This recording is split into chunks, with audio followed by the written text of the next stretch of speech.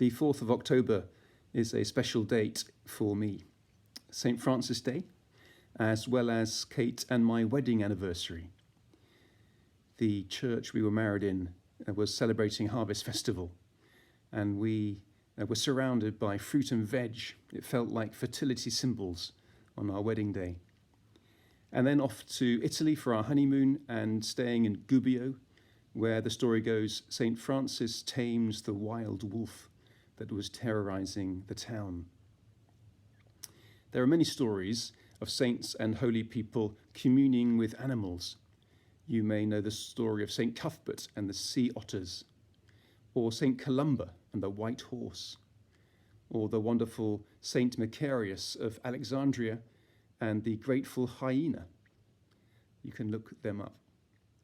I like the story of the saint who was praying but was disturbed by the croaking of a frog outside his window.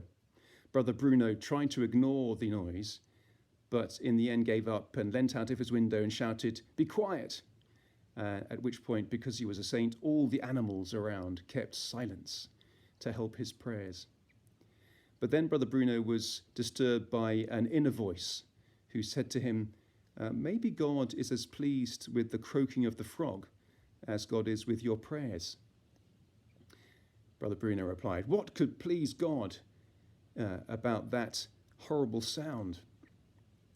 To which the voice said, "Why would you think God invented the sound of the frog?" At which point Bruno decided to give it another go. He leaned out of his window and said, "Sing!" And the frog's croaking filled the air, as did the sound of all the frogs in the neighborhood. And as Bruno attended to the sound, their voices ceased to jar, and he discovered that if he stopped resisting them, they actually enriched the silence of the night. With that discovery, Bruno's heart became harmonious with the universe, and for the first time in his life, he understood what it really meant to pray.